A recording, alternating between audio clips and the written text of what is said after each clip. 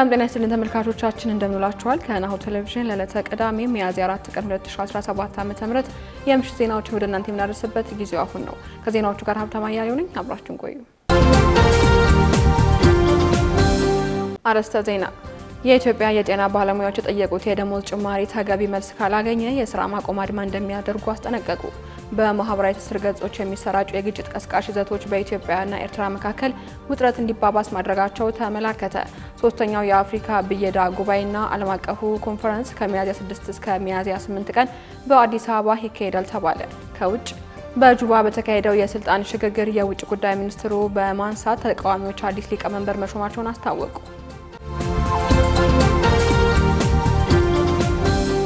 ወደ ዝርዝሮቹ እናልፋለን። አብራችሁን ቆዩ። በማህበራዊ ትስስር ገጾች የሚሰራጩ የግጭት ቀስቃሽ ይዘቶች በኢትዮጵያና ኤርትራ መካከል ውጥረት እንዲባባስ ማድረጋቸው ተጠቆመ። የሰው ሰራሽ አስተውሎት ምርምር ተቋማት በማህበራዊ ሚዲያ የሚሰራጩ የግጭት ቀስቃሽ ይዘቶች በኢትዮጵያና ኤርትራ መካከል ያለውን ውጥረት እያባባሱ ናቸው ሲሉ አስጠንቅቀዋል። በፍትሐዊና ማህበራዊ ተኮር ሰው ሰራሽ አስተውሎ ኤአይ ልማት ላይ ትኩረቱን አድርጎ የሚሰራው የዲስትሪቢዩቲንግ አርቲፊሻል ኢንተለጀንስ ሪሰርች ኢንስቲትዩት የማህበራዊ ሚዲያ መድረኮች በኢትዮጵያና ኤርትራ መካከል ዳግም ጦርነት እንዲቀሰቀስ የሚያነሳሱ ይዘቶችን እያሰራጩ ይገኛሉ ሲልም አክለዋል። በቲክቶክ፣ ኤክስ ወይንም የቀድሞ ትዊተርና ዩቲዩብ ላይ ግጭት ቀስቃሽ የሆኑ ግልጽ ጥሪዎች በከፍተኛ ደረጃ እየተደረጉ ናቸው ያለው ኢንስቲትዩቱ እነዚህ ኩባንያዎች ምንም አይነት እርምጃ ሲወስዱ አይታዩም ሲልም ኮንኗል። እንደ ተቋሙ ገለጻ የኢትዮጵያና የኤርትራ መንግስታት ደጋፊዎችም ሆኑ ተቃዋሚዎች ለወራት እርስ በርሳቸው ሲከራከሩ፣ ተዋጊዎችንም ለመመልመል ሲያበረታቱና ጠላት ያሏቸውን ቡድኖችም ሲያጣጥሉ ቆይተዋል። ተቋሙ የትግራይ ጦርነትን ያስከተለውን ውድመት ዳግም እንዳይከሰት ለመከላከል ዓለም አቀፉ ማህበረሰብና ቀጠናዊ ባለድርሻ አካላት በፍጥነት እርምጃ እንዲወስዱ አሳስቧል። የኢትዮጵያና ኤርትራ ግንኙነት በተመለከተ ጠቅላይ ሚኒስትር ዶክተር አብይ አህመድ ለፓርላማው በሰጡት ማብራሪያ ሰላም ብቸኛው አማራጭ መሆኑን ገልጸው ነበር። ከኤርትራ ጋር ወደ ጦርነት የመግባት ምንም ፍላጎት እንደሌላቸው መግለጻቸው ይታወሳል። ወደ ቀያቸው እንዲመለሱ የተደረጉ የሀገር ውስጥ ተፈናቃዮች የደህንነት ስጋት እየደረሰባቸው መሆኑን የኢትዮጵያ ሰብአዊ መብቶች ኮሚሽን ገለጸ። ኮሚሽኑ በተለይ ወደ ትግራይ ሰሜን ምዕራብና ደቡባዊ ዞኖች የሚገኙና ባለፈው ዓመት መጨረሻ ወደ ቀያቸው የተመለሱ ዜጎች የደህንነት ስጋትን ጨምሮ የተለያዩ ማህበራዊና ኢኮኖሚያዊ ችግሮች እየደረሰባቸው መሆኑን አመላክተዋል። የኢትዮጵያ ሰብአዊ መብቶች ኮሚሽን የትግራይ ጦርነትን ተከትሎ የተፈናቀሉ ዜጎች ሁኔታን ሲከታተል መቆየቱን ባወጣው ሪፖርት አመላክተዋል። ተጨማሪ አለን። የኢትዮጵያ ሰብአዊ መብቶች ኮሚሽን የትግራይ ጦርነትን ተከትሎ የተፈናቀሉ ዜጎች ሁኔታን ሲከታተል መቆየቱን አስታውቋል።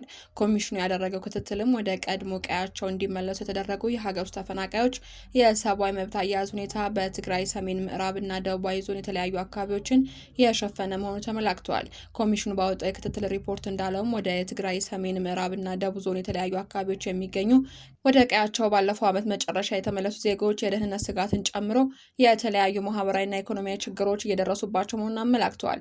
ኢሰመኮ ከነሐሴ 19 ቀን እስከ ጳጉሜ 1 ቀን 2016 ዓ.ም ድረስ ባደረገው ክትትል መሰረት ያቀረበውን ሪፖርት እንደሚለው ባለፈው ዓመት መጨረሻ ወደ አላማጣና ኮረምን ጨምሮ ወደ ትግራይ ደቡባዊ ዞኖች የተለያዩ አካባቢዎች እንዲሁም ጠለምትና ማይጸብሪ ጨምሮ ወደ ሌሎች የሰሜን ምዕራብ ዞን አካባቢዎች የተመለሱ ተፈናቃዮች ወደ ቀያቸው ለመመለስ ፈቃደኛ ሆኖ መመለሳቸውን ይገልጻል። በመሆኑም ወደ አላማጣ ከተማና አላማጣ ወረዳ የተመለሱ ተፈናቃዮች የደህንነት ስጋት ያለባቸው በመሆኑ ወደ ቤታቸው ተመልሰው ገብተው ለመኖር አለመቻላቸውን እንዲሁም በሰሜን ምዕራብ ዞን ወደ ጠለምትና ላይ ጸለምት አካባቢ ማይጸብሪ ከተማ አካባቢዎች እንዲመለሱ የተደረጉ ተፈናቃዮችም እንዲሁም የደህንነት ስጋት ያለባቸው በመሆኑ ለዳግም መፈናቀል መዳረጋቸውን የኢሰመኮ ሪፖርት አመላክቷል። ከዚህ በተጨማሪ ኢሰመኮ ይህ ሪፖርትን አስመልክቶ ያወጣው መግለጫ እንደሚያሳየው ክትትል በተደረገባቸው አካባቢዎች አብዛኞቹ ተመላሾች ወደ ስራቸው ያልተመለሱ መሆናቸውን፣ ለሌሎች ስራዎችም ተሰማርተው ኑሯቸውን ለመምራት የሚፈልጉት ተመላሾች በጸጥታ ችግር ምክንያት በነጻነት ተንቀሳቅሰው ለመስራት አለመቻላቸውን እንዲሁም ምግብና ሌሎች መሰረታዊ አቅርቦቶችን በበቂ ሁኔታ የማያገኙ በመሆናቸው ተመላሾቹ ለምግብ እጦትና ተያያዥ ችግሮች መዳረጋቸውን ነው የኮሚሽኑ ሪፖርት ያሳየው። ተመላሾቹ በበኩላቸው እስካሁን የደህንነት ስጋት አልተፈታም ሲሉም ለዶቼ ቬለ ገልጸዋል። ተመላሾቹ እንዳሉትም ወደ ቀያችን ስንመለስ ደህንነታቸው የተጠበቀ እንደሚሆን በፌዴራልና በክልል ባለስልጣናት ተነግሮን የነበረ ቢሆንም የተባለ የደህንነት ጥበቃ የለም። በዚህ ማስኪ ሁኔታ ላይ እየኖርን ነው ብለዋል። ለተፈናቃይ ያነጣጠረ ምን አለ መሰለ በተደራጀ መልኩ ካለንበት ቦታ ወደ አዲስ ሰላም የሚባል ቦታ እየሄደ እየተደራጀ በስነ ስርዓት ተልእኮ እየያዘ የሚያስፈራራ አካል አለ። ታጣቂዎች ናቸው፣ ሰላም አስከባሪ የሚባሉ እናስወጣለን ተብሎ የነበሩ ናቸው። አልወጡም አሉ። አንዳንዶቹም ያለው ሁኔታ በመፍራት ዳግም ተፈናቅለው ወደ ሽረና እንደ አባጉና ያሉ መጠለያዎች የሄዱም አሉ ሲሉ ተናግረዋል። ከተፈናቃዩ የሆነ ቤተሰብ ሊኖር ይችላል። ወደሆነ ሰፈር ወደዛ ሰፈር ግን ሄድ ይችላል። ለምሳሌ 03 ለብቻው ነው ያለው፣ ያ 01 የሚባለው አካባቢ ለብቻው፣ ጃሃን ለብቻው፣ በቃ እንደ ቦት ተለያይቶ ነው ያለው። ገባ እና ይህ የጸጥታ አካል ቢሰራ ኑሮ ጠንክሮ ቢሰራ ኑሮ እርምጃዎች ቢወስድ ኑሮ ሁሉም እንደፈለገው ይንቀሳቀስ ነበር። በሙሉ ኮንፊደንስ በትንነት የተጠበቀ ቢሆን ኑሮ ተንቀሳቀሱ የፈለገው ሰርቶ ይበላ ነበር። ግን አሁን በጣም የሚያሳዝነው የጸጥታ አካሎቹ ድክመት ስላለ ነው። ከተማዋ በድን ሆናለች ማለት እንደ ተውናት አይደለም፣ በጣም የሞተ ነው ያለው። ከዚህ በተጨማሪ ችግር ላይ ላለው ተመላሽ የተደረገ ማቋቋሚያ ድጋፍም የለም ሲሉ ተመላሾቹ ገልጸዋል። የሚገርም ገና እንደገባንም ቤታቸው በሌላ ሰው ተይዞ የቆየባቸው ሰዎች ነበሩ። እስከ 6-7 ወር ቆይተዋል ቤታቸው ሳይመለስ በሌላ ተይዞ በኢኮኖሚ ተዳክሞ የቆዩ ህዝቦች ናቸው። ያለን እየተካፈለ ዝም ብሎ እንደ እድል የቆየ እንጂ አሁን ቅርብ ጊዜ የተሰጠ ነገር አለ። እሱም ተፈናቃይ በሚል ሳይሆን ትንሽ ለማግኘት የሞከረ ነገር አለ። ከዛ ውጭ ግን ለተፈናቃይ ተብሎ የተሰጠ እርዳታ ማቋቋሚያ ሌላ ይሁን እገዛ እስካሁን ድረስ የለም። በመሆኑ ኢሰመኮ የክትትል ግኝቶችን መሰረት በማድረግም ምክረ ሀሳቦችን ለተለያዩ ባለድርሻ አካላት ያቀረበ ሲሆን ከነዚህም መካከል ተመላሾች በሚገኙባቸው አካባቢዎች የደህንነታቸውን በተሟላ ሁኔታ በዘላቂነት ጠብቆ የሚኖሩበትን ሁኔታ እውን ለማድረግ በተለይም በውይይትና እርቅ ሰላም የማረጋገጥ ጉዳይ ትኩረት እንዲሰጠው አስገንዝበዋል።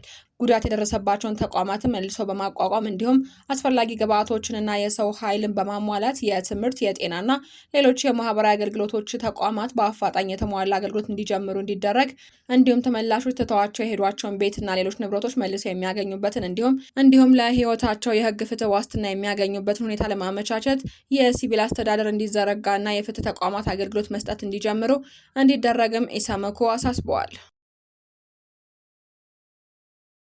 ሶስተኛው የአፍሪካ ብየዳ ጉባኤና ዓለም አቀፍ ኮንፈረንስ ከሚያዝያ 6 እስከ 8 ቀን 2017 ዓ.ም በአዲስ አበባ ይካሄዳል። ሶስተኛው የአፍሪካ ብየዳ ጉባኤ ዓለም አቀፍ ኮንፈረንስ የአፍሪካ የብየዳ ሙያን በማጎልበት ዓለም አቀፋዊነት ተወዳዳሪነትን ማረጋገጥ በሚል ከሚያዝያ 6 እስከ 8 ቀን 2017 ዓ.ም በአዲስ አበባ በአድዋ ድል መታሰቢያ ይካሄዳል ተብሏል።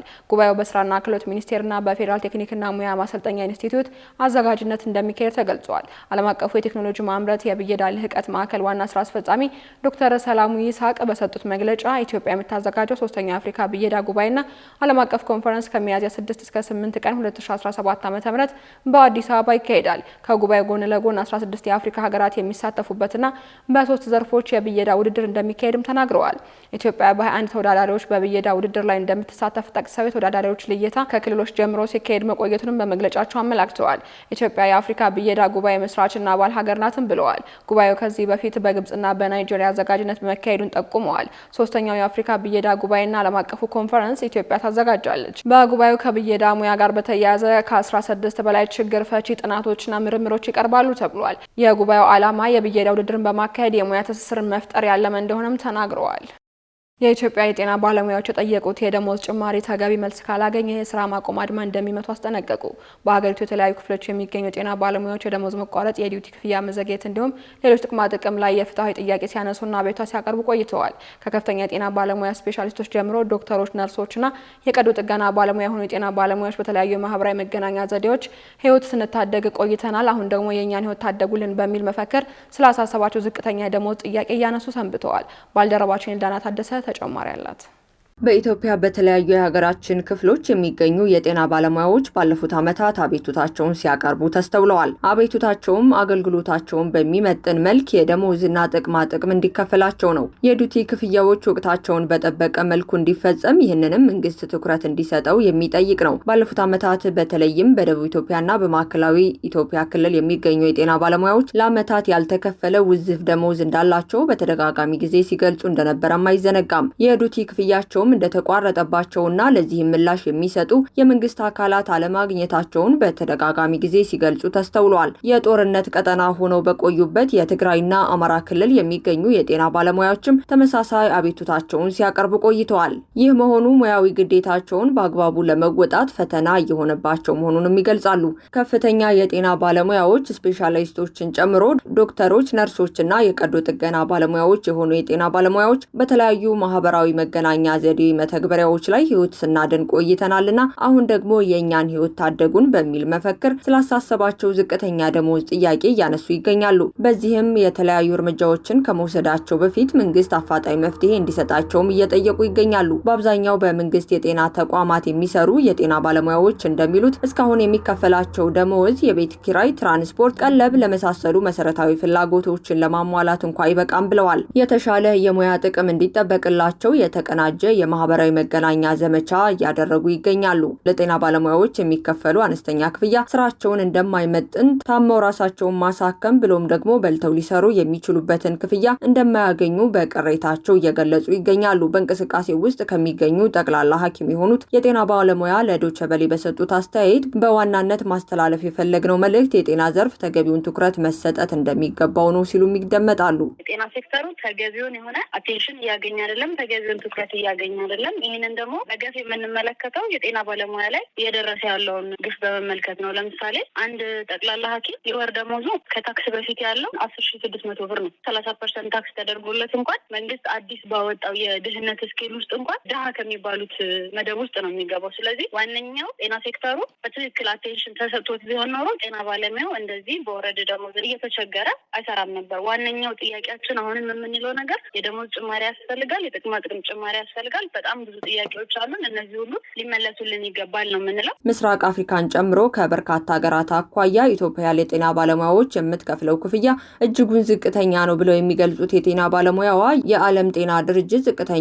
የጤናው ዘርፍ በጀት እንኳን ለዘርፉ አለመመደቡን በቅሬታቸው ገልጸዋል። የዓለም ጤና ድርጅት እንኳን የአንዲትን ሀገር ሄልዝ ሴክተር በጀቱ የጂዲፒዋን 5% መሆን አለበት ብሎ እንኳን ሪኮመንድ የሚያደርገው በትክክል ተሰርቶ ቢሆን ኖሮ የጤና ባለሙያዎች ደሞዝ ላይ አብሮ የሚታይ ይሆን ነበር። ስለዚህ ይሄ ትክክል አይደለም ብለን እናምናለን። እንግዲህ ዶክተሩ 10,600 ከሆነ የሚከፈለው ሌሎችን አስብ፣ ነርሶች አሉ፣ ሚድዋይፎች አሉ፣ አዋላጅ ነርሶች አሉ፣ ላብራቶሪ ቴክኒሻን አሉ። እነዚህ ሁሉ 6,000 ደሞዝ ነው እየተከፈላቸው ያለው። በዚህ ኑሮ ሁኔታ እንዴት ነው ጤና ባለሙያ የሚኖረው? የዓለም ጤና ድርጅት የአንድ አገር የጤና በጀት አጠቃላይ ዓመታዊ ምርት 5% መሆን አለበት በሚል ምክረ ሀሳብ በሚያስቀምጥበት መልኩ ቢደረግ የተሻለ ሆኖ ነበር ያሉት ጠቅላላ ሐኪም ባለሙያዋ ሐኪሞች ምግብ እንኳን ሳይበሉ ትልቁን የሕክምና ሙያ እንዲሰጡ መደረግ የለበትም በማለት አስተያየታቸውን ሰጥተዋል። ያልተገኘላቸውን በሽታዎች ጨምሮ ራሱን ለሪስክ እያጋለጠ ነው የሚሰራውና ይህንን መሰረት አድርጎ ማስተካከያ እንዲያደርግ ከዚህ በፊት 2011 ላይ ጠይቀን ነበረ።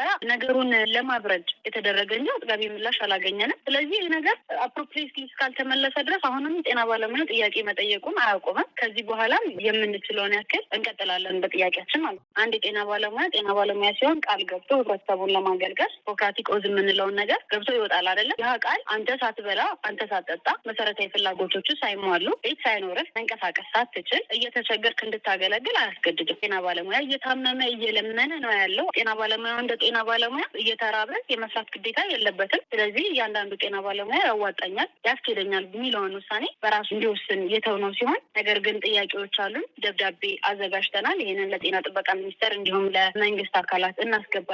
ይህ ጥያቄያችን የማይመለስ ከሆነ ግን አፕሮፕሪየት የምንለውን እርምጃ በራሳችን ለመውሰድ ዝግጁ ነን። አዲስ አበባን ጨምሮ በተለያዩ ክልሎች የሚሰሩ የኢትዮጵያ የጤና ባለሙያዎች የደሞዝ ጭማሪ እንዲደረግላቸው በመጠየቅ በማህበራዊ መገናኛ ዘዴ ዘመቻ ከከፈቱ ሰነባብተዋል። ሐኪሞቹ በማህበራዊ መገናኛ ዘዴ እንቅስቃሴ ከማድረጋቸው ባለፈ ጥያቄያቸው በተደራጀ መልኩ ለሚመለከተው የመንግስት አካል ለማቅረብ ጥረት እየተደረገ እንደሆነም ተናግረዋል። የኢትዮጵያ የጤና ባለሙያዎች የጠየቁትን የደሞዝ ጭማሪ ተገቢ ምላሽ ካላገኘ የስራ ማቆም አድማ እንደሚመቱ አስጠንቅቀዋል። ባለሙያዎቹ ፍትሐዊ ደሞዝ እንዲከፈላቸውና የተሻለ የሙያ ጥቅም እንዲጠበቅላቸው የተቀናጀ የማህበራዊ መገናኛ ዘዴ ዘመቻ እያደረጉ ሲሆን እስካሁን በጤና ሚኒስቴር በኩል የተባለ ነገር የለም። አሁን መልፋት አልፎበታል። አንድ ሆነው ብዙ የሚሆኑበት ጊዜ መጥቷል። በጣቱ ፍጥነት ትኬቶን ቆርጠው ወደ ፈለጉበት ይጓዛል። ለመንገዶን ጊዜን ቀድመው በመረጡት ሆቴል ወዲያውኑ ማረፊያውን ይይዛል።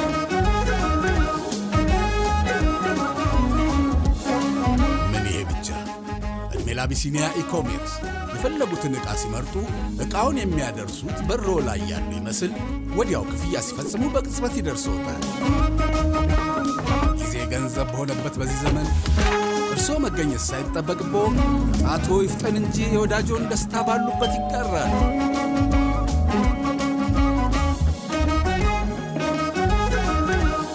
አቢሲኒያ የሁሉም ምርጫ። ካሽጎ በየትኛውም ዓለም ሆነው በማንኛውም ሰዓት ለወገኑ የሚደርሱበት ፈጣን የገንዘብ መላኪያ ተከፈተሎ። ማስተርና ቪዛ ካርዶን በመጠቀም ከ5 እስከ 20 ዶላር የሚልኩበት አዲስ የገንዘብ መላኪያ መንገድ። ካሽጎን ለየት የሚያደርገው የትኛውም የገንዘብ ዝውውር በፍጥነት አገልግሎት ከመስጠቱም ባሻገር ለማንኛውም አገልግሎት ምንም አይነት ክፍያ አለመጠየቁ ነው። በሀገራችን ታሪክ ገንዘብን ከውጪ ወደ ሀገር ቤት በማስተላለፍ በመተግበሪያ መልክ አገልግሎት መስጠት የጀመረው የመጀመሪያው ሀገር በቀል የገንዘብ መላኪያ ዘዴ ካሽጎ ከ4500 በላይ ባሉ የባንክ ቅርንጫፎች አገልግሎት እየሰጠ ይገኛል። ገንዘቦን በሰኮንዶች ልዩነት ውስጥ ይፈልጉ በአካውንቶ ወይንም በእጆ ቆጥረው የሚወስዱበት ልዩ ዘዴ። በቅርቡ ሁሉንም ኢትዮጵያዊ ባለቤት ለማድረግ ጉዞ የጀመረው ካሽጎ ዛሬውኑ መተግበሪያውን በስልኮ ላይ በመጫን የአገልግሎቱ ተጠቃሚ ሆኑ። ፍጥነት መለያችን፣ ኢትዮጵያን መክፈቻችን፣ ካሽጎ ነው መላኪያችን። ካሽጎ የአዲሱ ትውልድ ብራንድ። ወደ ውጭ ዜናዎች እናልፋለን። በጁባ በተካሄደ የስልጣን ሽግግር የውጭ ጉዳይ ሚኒስትሩን በማንሳት ተቃዋሚዎች አዲስ ሊቀመንበር መሾማቸውን አስታወቁ። በደቡብ ሱዳን በ10 ሺዎች የሚቆጠሩትን የገደለውን ግጭት የሚያስቆመው የሰላም ስምምነት የመፍረስ አደጋ ተጋርጦበታል ተብሏል። ይህም የዓለም ትንሿን ሀገር በፍጥነት ወደ ዳግም ጦርነት ልትገባ ትችላለች የሚል ስጋት ፈጥሯል። ፕሬዝዳንት ሳልቫኪር የውጭ ጉዳይ ሚኒስትር ረመዳን ኮገንና ምክትላቸውን መንዲን ኩምባን ከስልጣናቸው ባባረሩ ሰዓታት ልዩነት ኩምባን የውጭ ጉዳይ ሚኒስትር አድርገው ሾመዋል። ሽግሽጉ ከአሜሪካ የተባረሩ ዜጎችን መቀበልን በተመለከተ የተፈጠረውን ውዝግብ ተከትሎ የመጣ ነው ተብሏል። ይህ በእንዲህ እንዳለ የፓርቲው መሪና ምክትል ፕሬዝዳንት ሪክ ማቻር በቁም ስር ላይ የሚገኙ ተቃዋሚ ስቴፈን ፓር ጊዜያዊ ሊቀመንበር አድርጎ ሾሟል። ደቡብ ሱዳን በ2011 ከተቀረው ሱዳን ተገንጥላ የራሷን ሀገር መስርታለች። ለ10 ዓመታት ከዘለቀው የነጻነት ህዝባዊ አመጽ በኋላ ግን በግዛቷ ላይ ሰላም ለማስፈን ስትታገል ቆይታለች። ትራምፕ ለአፍጋኒስታንና ለካሜሮናውያን ዜጎች የሚደረገው ጥበቃ እንዲቆም ትዕዛዝ ሰጡ። በሺዎች የሚቆጠሩ የአፍጋኒስታንና የካሜሮን ዜጎች አሜሪካ የሰጠቻቸውን ጊዜያዊ ጥበቃቸው ይቋረጣል ሲል የአሜሪካ የሀገር ውስጥ ደህንነት ክፍል አስታውቋል። የሀገር ውስጥ ደህንነት ጸሐፊው በአፍጋኒስታንና በካሜሮን ያለው ሁኔታ ከአሁን በኋላ የአሜሪካን ጥበቃ አይፈልግም ሲሉም ገልጸዋል። አሜሪካ ወደ 14 ሺህ ለሚጠጉ አፍጋኒስታውያን ጊዜያዊ ጥበቃ ስታደርግም የቆየች ቢሆን በሚቀጥለው ግንቦት ወርም ጥበቃው እንደሚጠናቀቅ ባለስልጣኑ ተናግረዋል። በተመሳሳይ ወደ 7900 የሚጠጉ የካሜሮን ዜጎችም በሰኔ ወር ከአሜሪካ ሲደረግላቸው የነበረው ጥበቃ ይጠናቀቃል ተብሏል። ባለፈው ወር የፍልስጤም ደጋፊ በሆኑ ተቃዋሚዎች ምክንያት በእስር ላይ የሚገኘው አንድ የአሜሪካ ዳኛ የትራምፕ አስተዳደር የዩኒቨርሲቲ ምሩቅ ከሀገር ሊያባሩ ይችላሉ ማለታቸውን ተከትሎ ውሳኔው መጽደቁንም ጸሐፊው አክለዋል። ይሁን እንጂ አሜሪካ በትጥቅ ግጭት ወይንም የአካባቢ አደጋዎች ውስጥ ለሚገኙ ዜጎች የምታደርገውን ጥበቃ ትቀጥላለች ብለዋል። በመጨረሻም ዓለም አቀፉ የቀይ መስቀል ተቋም የእስራኤል ጥቃት ተጠናክሮ መቀጠሉን ተከትሎ ጋዛ የምድር ላይ ሲኦል ናት ሲል ገለጸ። ዓለም አቀፉ የቀይ መስቀል ኮሚቴ ኃላፊ ጋዛ በምድር ላይ ሲኦል ሆናለች፣ የእስራኤል ወታደራዊ ጥቃትም እንደቀጠለ ነው ሲሉ ለቢቢሲ ተናግረዋል። ኃላፊው የሰጡት አስተያየት የተባበሩት መንግስታት ድርጅት የሰብአዊ መብት ጽሕፈት ቤት እስራኤል የምትከተለው ስልት ፍልስጤማውያንን በጋዛ የመኖር ህልውና አደጋ ላይ እየጣለ መሆኑን አስጠንቅቋል። በመሆኑም እስራኤል በጦርነቱ ውስጥ በዓለም አቀፍ ደረጃ የተስማማችባቸውን የስነ ምግባር ህጎች ተግባራዊ እንድታደርግም አሳስበዋል። ነገር ግን አሁን በጋዛ እየሆነ ያለው ነገር የዓለም አቀፍ ህጎች እጅግ በጣም የተከፋፈሉ መሆኑን በይፋ ተናግሯል ብለዋል። እንደ አውሮፓውያን አቆጣጠር ባለፈው መጋቢት 18 ጦርነቱ ካገረሸ በኋላ እስራኤል የቦምብ ጥቃት መፈጸሟን ተከትሎ ከ1500 በላይ ፍልስጤማውያን መሞታቸውን በጋዛ የሚገኘው የሐማስ አስተዳደር የጤና ጥበቃ ሚኒስቴር አስታውቋል። የእስራኤል መከላከያ ሰራዊት 400 ሺህ የሚጠጉ ሰዎች እንዲፈናቀሉ ያስገደዳቸውን የመልቀቂያ ትዕዛዝም አውጥቷል ነው የተባለው። እስራኤል ከማርች 2 ጀምሮ በምግብ የህክምና አቅርቦቶችና ሌሎች እቃዎች ወደ ፍልስጤም እንዳያልፉ ሙሉ እገዳ ጥላለች። እስራኤል ሁልጊዜ በጋዛ ዓለም አቀፍ ህግ እንደምትከተልና ሐማስ ተዋጊዎችን በሲቪል ህዝብ መካከል ተደብቀው በመኖራቸው የዋስትና ጉዳይ አንዳንድ ጊዜ ሊከሰት እንደሚችልም ተከራክረዋል።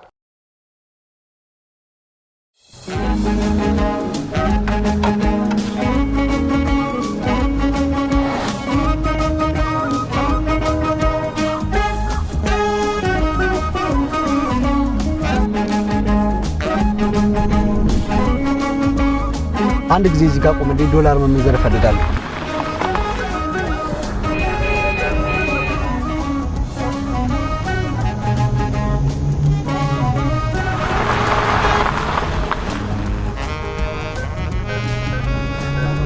ይሄ ነገር ምንድን ነው? ጤና ይስጥልኝ። ይህ በኢትዮጵያ የመጀመሪያ የሆነ የአቢሲኒያ ባንክ ቨርቹዋል ባንኪንግ ማዕከል ነው። ሂሳብ መክፈት፣ ገንዘብ ተቀማጭ ማድረግ፣ ቼክ መመንዘርና ሌሎች በባንካችን መደበኛ ቅርንጫፎች የሚያገኟቸውን ሁሉንም አገልግሎቶች በዓላትን ጨምሮ በቀን ለ24 ሰዓት ሳምንቱን ሙሉ ማግኘት ይችላሉ። በጣም እንዲብር አስከብቼ ህይወትን ከነዘመናዊነቱ በአቢሲኒያ ባንክ። አቢሲኒያ ይሁን ምርጫ። የምስራች! የ10 አየር መንገድ የበረራ ትኬት ለውድ ደንበኞቹ በተቀላጠፈና አስተማማኝ በሆነ መንገድ እያቀረበ ያለው። በዚህም በደንበኞቹ የተመሰገነው ጉዞጎ አሁን ደግሞ ተደራሽነቱን በማስፋት ተጨማሪ ባንኮችን በማካተት ለውድ ደንበኞቹ የበለጠ አስተማማኝ ለመሆን ችሏል። የጉዞጎን አፕሊኬሽን ከአፕ ስቶር ወይም ከፕላይ ስቶር በማውረድ የመነሻና የመድረሻ ከተማዎትን መርጠው ዋጋ አወዳድረው የሀገር ውስጥም ሆነ ዓለም አቀፍ በረራ ማድረግ ካሰቡ የበረራ ትኬቶን ክፍያ በአቅራቢያው በሚገኙ ባንኮች አንድም በአካል በመሄድ ወይም በኦንላይን የክፍያ አማራጮች ክፍያዎትን በመፈጸም የበረራ ትኬቶን በእጅ ያስገቡ።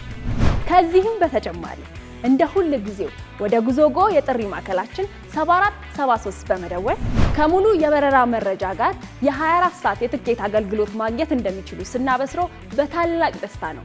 ለበረራዎ ጉዞጎ።